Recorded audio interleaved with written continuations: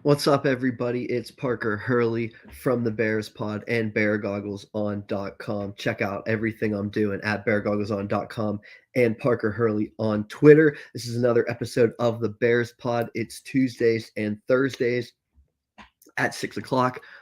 Gonna tune in, everybody. So here we go. We're gonna get right started with some free agency news. It's still kind of wrapping up on free agency. Then we're gonna get into some NFL draft talk. Just last episode, I was talking about as I closed out last episode, I was saying the Bears still have some moves to make. They're probably going to sign still another depth running back. They still need to sign some tight end help because they really don't have anybody beyond Cole Kmet at the tight end position. They have two, everybody else was a free agent. As I signed off about an hour or two later, we see that Dante Foreman signs with the Chicago Bears. We see that Robert Tonyan signs with the Chicago Bears. So we're going to quickly react to those things. Then we're going to reassess some of the needs after I projected some of those signings. We're going to see who potentially what positions and what players they could be signing next. And then we're going to talk about how that potentially impacts the NFL draft. So first off, like I said, I mean, you could basically just go back to last episode and hear what I said about not only the Travis Homer signing, but how the Travis Homer signing impacts Khalil Herbert and how it should impact who their next signing is. Because with Khalil Herbert, you were saying, okay, this is a guy that on 25, maybe 30% of the carries last season was, top 10 in efficiency, top 10 in breakaway rate, top 10 in elusive rate, just one of the better running backs out there. As we kind of get into that, we got Iggy Can't with Dragon in here, so saying it'll be nice not having Favre and Rodgers in the division, and that is the Chicago Bears are almost in a situation where the division's for the taking. The Packers are moving to Jordan Love, so maybe they're not going to fall off the map, but they probably are still going to, not be the same Super Bowl contenders that they used to be. The Minnesota Vikings, you could say between all the one-score games they were getting away with last year, between, Thielen's out the door, between a guy like Kendricks is out the door, they're almost kind of resetting a little bit. You say, it used to be the Packers and the Vikings, and all of a sudden it's the Detroit Lions and the Chicago Bears, potentially being the two teams that are going to be, the Lions basically have the roster, they have the offensive line and defensive line set. The Chicago Bears basically have, the quarterback. A lot of people think so, or a lot of people would say potentially, could he have that Jalen Hurts next level step, with a guy like DJ Moore? And will they be able to compete with the Detroit Lions next season? I think it's fair to say that it potentially could come down to the Lions and the Chicago Bears next season. And that's why this offseason is so vital for the Chicago Bears. And that's why people are saying, why haven't you done a little bit more? Why haven't you done a little bit more with the offensive line? So good comment, and keep them coming, Achy Dragon, and keep them coming, everybody. If you want to direct the way that the show's going to go, like he just said, the Chicago Bears are ripe for the taking in this division, with the Packers potentially taking a step back. And they just, like I said last episode, they just added Dante Foreman, who really, in my opinion, completes the running back room, because you say, okay, Khalil Herbert going to get, 30% of the carries, was a top 10 in efficiency last season. Let's bump him up closer to 50% of the time. Let's get him the leading work share in a timeshare, a three-back committee. What are some of the issues with Khalil Herbert? He's explosive. He's elusive. He takes the outside zone rushes, for huge gains. Some of his big issues come down to, well, he doesn't convert the power, the short yardage plays when it's first, when it's maybe 2nd and 6, and you kind of just want to get potentially to, either move the chains or get to 3rd and short. Sometimes he's trying to hit that big play and he's costing you, and now you're in 3rd and 9 situations like that. And the other issue with Khalil Herbert is that he brings nothing to the passing game. He wasn't a good pass catcher whatsoever, and he was really awful, even worse in pass protection. So basically, when he was on the field, it was almost getting obvious that he was a running play. He's still so explosive, and there's so many big hits when he touches the football that it almost doesn't matter. But you can only bump him up to, like I said, maybe from 30% closer to 50, 60%, but you can't really give him more than 2/3 of the timeshare because he's weak in the short yardage and the pass protection. First thing you do, you add a pass protection back in Travis Homer. He comes to Chicago and he says, I take pride in pass protection. I'm a pass protecting back. They paid me to be the pass protecting back here. So all of a sudden Khalil Herbert, one of his biggest weaknesses, is off the table, is not necessarily, where he's going to be needed. And then, as I said, as I signed off the podcast, I said, well, they still need that short yardage back because Homer can't be the short yardage back. Khalil Herbert can't be the short yardage back. So who's going to be the short yardage back? And then they go out and sign Dante Foreman, who potentially is the short yardage back plus, in that he can cut into that Khalil Herbert workload. Where, like I said, I think Khalil Herbert on the majority of first and second downs, you're going to go with Khalil Herbert because the big play is potentially there. But there are second and sixes where you would rather have third and 2 than Khalil Herbert stretch to the outside, try and hit a big one, and now it's third and 9. And you're going to put in a guy like Dante Foreman who's going to get 3 or 4 yards and put you in third and 2 situations on second and 6 and things like that. So I think he is going to eat into Khalil Herbert maybe a little bit more than, I've mentioned somebody like Darrell Williams from the Chiefs, last week. So that would potentially be something. But I do think that Dante Foreman's going to eat into the work of Khalil Herbert. And I do think it's going to be a running back by committee. And people are saying, oh, well, now the Chicago Bears have a huge need at running back. Now they have a need at running back, because all they added was Travis Homer and Dante Foreman. And I mean, not necessarily when you think about it, because, who were some recent Super Bowl champions? The Kansas City Chiefs, a running back by committee. Can you really, it's Isaiah Pacheco, Jerick McKinnon, Clyde Edwards-Helaire scrapped together. There's a pass protection back, a short yardage back, maybe a big play back, things like that. The LA Rams, you would pretty much say the same thing. The New England Patriots for years, what was James White? What was LeGarrette Blount? What was, even more recently, Damian Harris and things like that. They were in a rotation. They were having a running back by committee. So you look at the Chicago Bears and you say, you got the big play hitter, you got the outside zone hitter in Khalil Herbert, you got the inside zone hitter, the power hitter in Dante Foreman, and then you have the pass protection back in Travis Homer. It's going to be a running back by committee, and it's hard to say that they should really add anybody. And if you would add anybody, you would say it's the Travis Homer role, because of the three, he's the least, just the least proven overall, even though I think when you look at just specifically his pass protection, you would say that's completely competent. And a lot of people are saying, let's add a passing down back in the NFL draft. Let's add a passing down back in the NFL draft. And I'm kind of sitting there saying a lot of these passing down backs aren't going to come in and have the pass protection ability that Travis Homer does. And you're basically just going to spend a pick on somebody who the fans want and think should be playing over Travis Homer, but isn't going to end up, potentially is just a 6th or 7th round pick making the practice squad because they can't pass protect in the way that Travis Homer can. So, as we recap here, Parker Hurley at Parker Hurley on Twitter, beargoggleson.com. Like I said, the other thing, as I just finished recording on Thursday, I said they have nobody besides Cole Kmet. Who the heck are they going to sign as a tight end? They do end up signing Robert Tonyan from the Green Bay Packers. Obviously, this makes a lot of sense. One, because like I said, they didn't have a tight end whatsoever. And then two, he has the connection with Luke Getsy, who is the Chicago Bears offensive coordinator, and he was there in 2021, but he spent 3 or 4 seasons before that with the Green Bay Packers, as he actually wore multiple hats and was in the tight ends room for a little bit with Robert Tonyan. So it makes a ton of sense. And not only that, Robert Tonyan is from the Chicago area, so it makes even more sense that he would sign with the Chicago Bears. He's coming back home to an offensive coordinator that makes a lot of sense.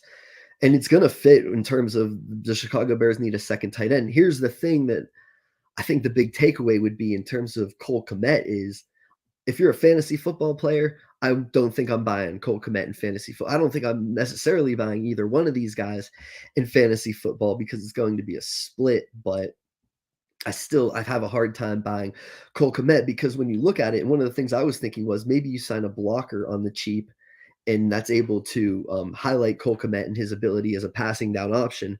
Instead, you sign Robert Tonyan, who, his kind of one of his big highlights was, well, he's the guy that, caught 10 touchdowns with Aaron Rodgers.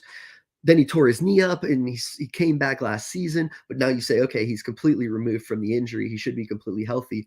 But you look at He's not a blocker whatsoever. The Green Bay Packers had Mercedes Lewis was a blocker, and then Robert Tonyan was their, their receiving tight end, their F tight end, their tight end who was out in the slot making plays in the passing game. You look at Tonyan and you say maybe he lost a step. He still didn't gain a step in terms of a blocker. He's still, yes, he's not a number one tight end, but he's still, when him and Komet are on the field, Komet's going to be the inline tight end and Tonyan's going to be the slot of the two. So when you look at that, and then you look at the fact that they added DJ Moore, they added Chase Claypool already in terms of, so you got Claypool, you got Moore, you got Darnell Mooney. All of a sudden, Cole Kmet's just moving, further and further down the charts. And then when you actually do take a receiver off the field, it's Tonyan, who's a better, potentially a better receiver, but Kmet's such a better blocker that it's going to cause him to stay in and block, stay in and chip, and it's going to give Tonyan the routes that, are going to be over the middle of the field and are going to be the fantasy routes or things like that. Or like I said, I don't think either one's going to be a great fantasy option here, but I think when you look at this Robert Tonyan signing, you say that it does impact Cole Kmet in terms of, I don't think he's going to have a big season. I think I would push him down the fantasy boards. I don't think that this impacts his market in terms of he could potentially show up to training camp and sign an extension. I don't think that impacts that whatsoever. One, because he's still like 24 years old, 23 years old before he'll enter his fourth season. He came into the NFL at age 20, so he was, kind of raw as it was coming in. So you don't typically, tight ends pay off 100 times more on their second contract than they usually pay off on their rookie contract. So you don't give up on somebody like Cole Kmet. And like I said, maybe it's not the fantasy tight end, but in terms of his ability, if he's going to continue to improve as a blocker and he is going to, highlight other people's ability in the slot, then it's still a valuable piece. And in terms of the Chicago Bears, you added 2 running backs, you added Nate Davis from the Tennessee Titans. So Justin Fields is your quarterback. So you're going to be a running heavy team as it is. So to have Cole Kmet as a highly, competitive blocker, I think you don't give up on that. Like I said, he could come into training camp and you could define his role and you could say, look at what Dalton Schultz just got on the market, only $9 million, or, Dalton Schultz was disappointed with what he just got. And you could say to Cole Kmet, you're still going to be very valued here, and we're going to give you 4 years of good money, but look at the market, look in terms of your receiving stats are going to come down, we're going to give you a fair, reasonable deal. I think he would probably be smart to take it, and I think that the Bears would probably be smart to give it to him as well. So like I said, we're going to kind of transition from the 2 most recent signings into where do they go from here. So I am Parker Hurley. Follow me on Twitter at Parker Hurley. Check us out at beargoggleson.com for everything there. The 3 biggest needs for the Chicago Bears. And yeah, leave comments if you got anything that you want to comment or anything along those lines. Leave some comments for us. The 3 biggest needs for the Chicago Bears right now, you look at it and you say they still haven't addressed right tackle. And it looks like a huge need right now. When you heard what Ryan Poles said in terms of his press conference, he thought that Cody Whitehair was going to potentially move from left guard to center.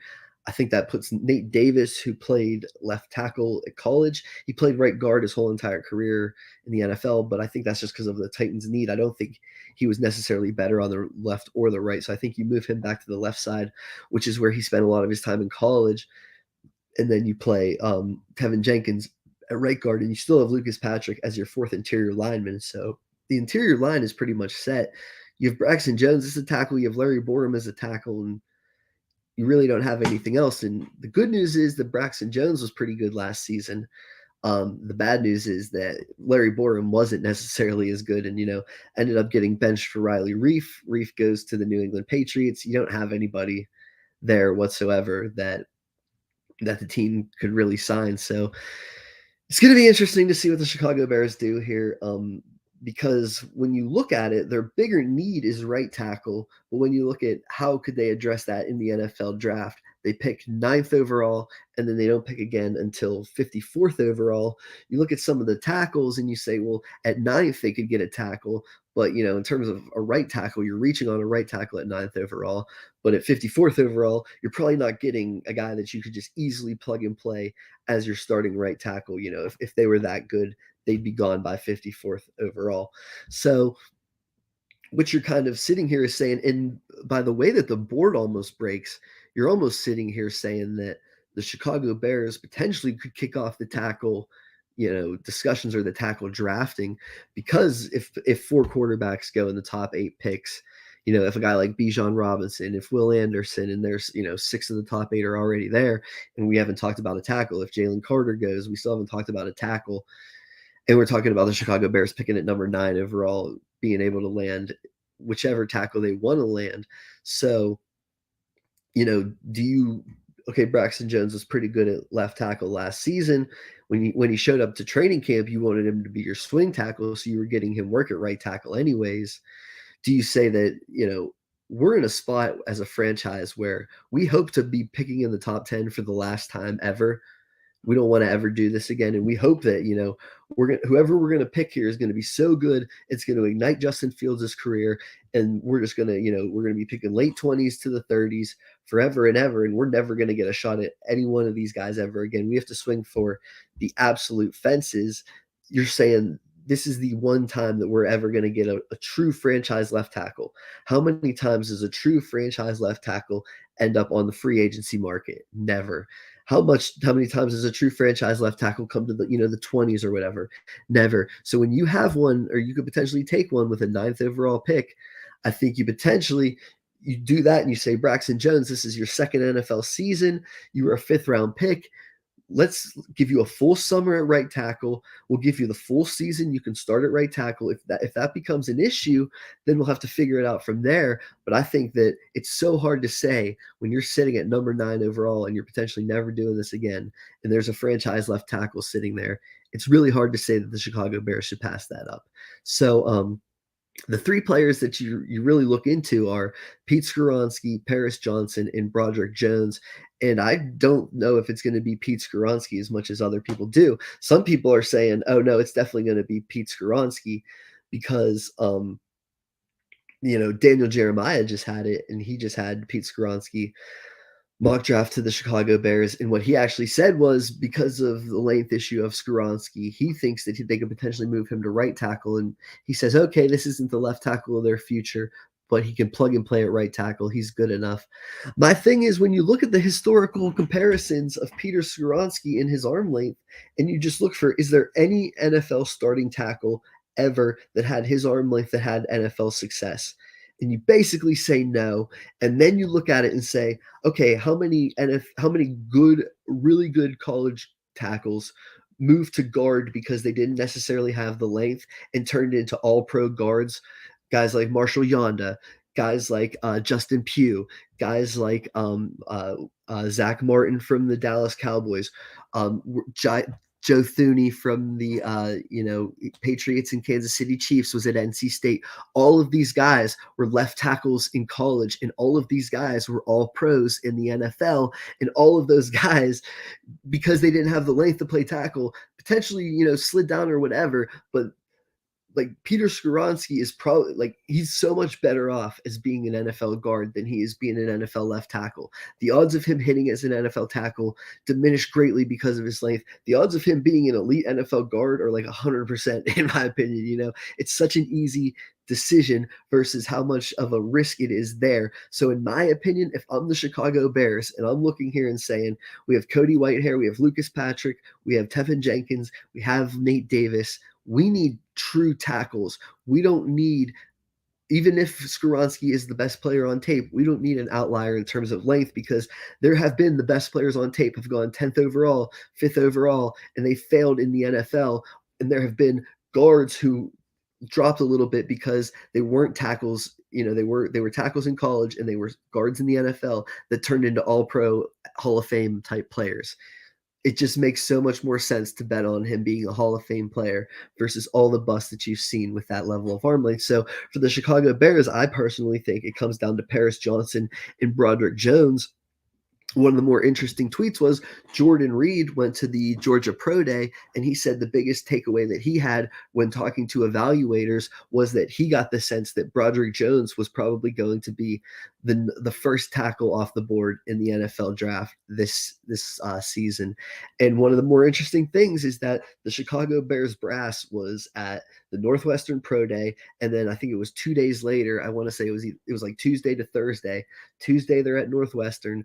Thursday they're at Georgia, and when they left Georgia, the vibe was that Broderick Jones was the number one tackle on the board by a lot of evaluators at those two pro days, and the Chicago Bears were the team at those two pro days.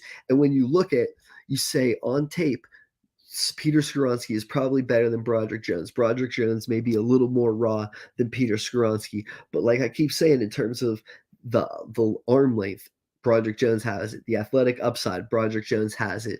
The zone running scheme that he's going to fit into, Broderick Jones has that. The ability to pull and get out in space on the fly, Broderick Jones has that. And in terms of, a lot of people say who has the most upside of all the offensive tackles in this NFL draft, a lot of people say it's actually Broderick Jones from Georgia. The most plug and play player, maybe the safest player, the most likely player to be Zach Martin, an all pro guard for 10 years, is Peter Skoronski. The player who could be that blue chip all pro left tackle, superstar left tackle, potentially, maybe the Tyrant Smith, would be Broderick Jones from Georgia.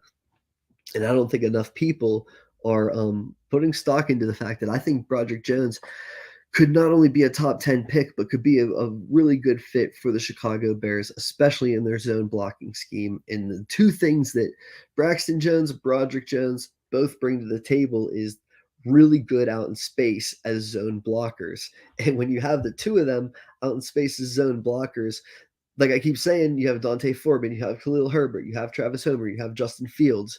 This is going to be a Chicago Bears team that's going to get not just run the ball, but look for explosive running plays, get big time explosive runs. Aki Dragon in here saying that, I mean, absolutely agree. One of the biggest needs, the biggest need the Chicago Bears have right now is Darnell Wright. And the question is, do you draft a left tackle at 9 to move Braxton Jones to right tackle? Or do you draft Darnell Wright, the right tackle from Tennessee? The thing that I have, the question for the Chicago Bears is, because they traded the 32nd overall pick for Chase Claypool, they have the Ravens second round pick, which is 54th. And they did a good thing that they did was they got from the Carolina Panthers in that haul, they got the 61st pick, and they also picked 64th because they have the first overall pick in the third round. So they do have a little run from 54, 61, 64. Do you potentially use some of that ammo to, try and trade up? Potentially. The issue that I would have with using those picks to trade up is, you look at the Chicago Bears, is right tackle their biggest need? Yes. Do they still have a ton of needs? Even with the fact that they were the heaviest spending free agency team, they still have a ton of needs right now. And so I wonder, first of all, I wonder if Broderick Jones even falls out of the first round, or Darnell Wright. I'm sorry. I wonder if Darnell Wright from Tennessee, he's checked every single box so far, was excellent at the Senior Bowl, was excellent at the Combine. He's getting rave reviews. He shut down Will Anderson. My question would be, the Kansas City Chiefs, who just won the Super Bowl and just lost their starting right tackle, Andrew Wiley. I forget where he just went, but he's gone now. Do they draft Darnell Wright? And, how high could the Chicago Bears get packaging up those second round picks potentially? So, and that's where I think the Bears are stuck in this spot where you have the 9th pick, you have the 54th pick, and you have that 54, 61, 64. The combination of those three picks, you can do some damage there. But I think at number 9, I think you say, if we could take a franchise left tackle, and all that means is we have to move Braxton Jones from left tackle to right tackle. I think we say, Braxton, it's only your second NFL season. It's not like you were locked into left tackle. Give right tackle, take all summer and learn it. And we have to draft a franchise left tackle with the 9th overall pick. And the reason that I don't think the Chicago Bears can package 54, 61, and 64. They have really 2 second-round picks in the first pick of the third round, but they really have a nice little setting there. Is they have a need for right tackle. They need defensive line so bad, and the two biggest names they kind of swung and missed on. They were in on Draymond Jones a little bit, sounds like swung and missed on him. And they immediately pivot to a guy like DeMarcus Walker. They sign Andrew Billings. When you look at those two, I mean, it's like those are the two best linemen on the team. So you can say, oh, those aren't flashy signings. Those aren't the greatest signings in the world. I mean, says you, those are DeMarcus Walker has the best pressure rate of any Chicago Bears player last season. Andrew Billings is the best run defender of any Chicago Bears defensive lineman last season. But when you look at a defensive line, and it's Justin Jones, Andrew Billings, that's basically. I mean, you still need so much depth on the defensive line. And you look at the edge rushers, and you say it's DeMarcus Walker, Trevis Gibson, and Dominique Robinson. I mean, if I'm sitting there, I think you take a tackle at number 9 potentially, and then you end up, with those second round picks. I think you go 3 defensive linemen. I mean, how don't you at that point? You need defensive line that bad. I mean, I would probably take 2 edge rushers, and inside, and still a big guy. Even though I signed Andrew Billings, I would take a big nose tackle type, potentially a guy who could play inside and outside. I talked about Matt Eberflus really likes that. He drafted somebody like Tyquan Lewis with the Indianapolis Colts. It made a lot of sense. He was an inside-outside type of rusher. So it would be a pretty good fit. And like I said, I mean, that's why I don't see the Chicago Bears trading up. And I do see with, you have the 9th pick and then you've picked 54th. There's no other way to get a right tackle or to get a tackle whatsoever than with that 9th pick. You could draft. And like I said, if you're the Chicago Bears, you're hitting the defensive line with numbers and depth at this point, because you're just not getting a big name. I mean, maybe you do draft one at 9th, but I just don't. I think you can hit the defensive line with depth. You can't just draft 5 tackles, and say, okay, that'll be, we'll just throw them out there and just wear teams down. The defensive line, you could say, okay, we don't have a big name, but we have 8 or 9 guys that we can cycle through, and we just drafted, like I said, maybe 3 straight second round picks on the defensive line. And then they can, okay, we got an interior guy, we got an edge rusher, and we got an inside outside guy. And then we add that into DeMarcus Walker, Andrew Billings, Trevis Gibson.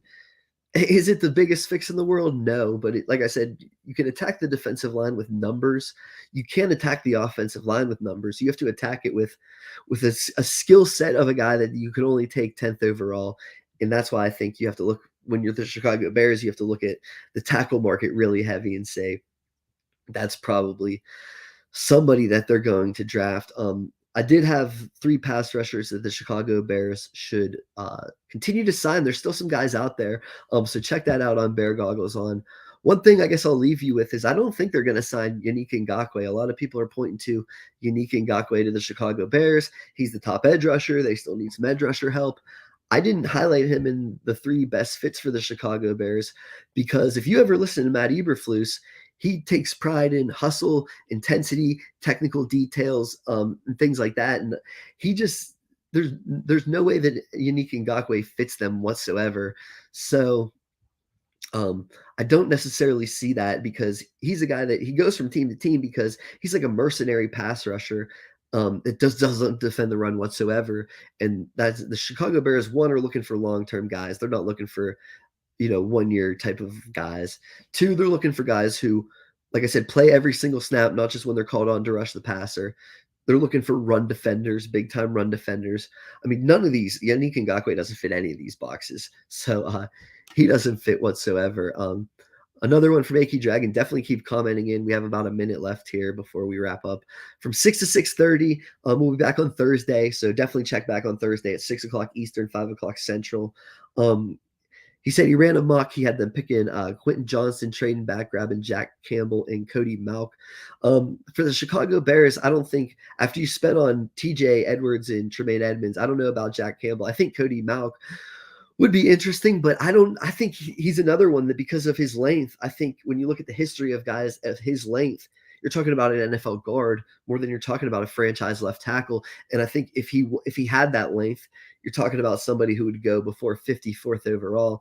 And that's where I have a problem with And that's why I just see the Chicago Bears having to take somebody a left tackle 9th overall and a franchise tackle 9th overall, especially if you don't want to draft 10th overall again, or if you don't plan on doing it again. You're saying, when else am I going to have a franchise left tackle being able to pick one in the top 10 at such a young age?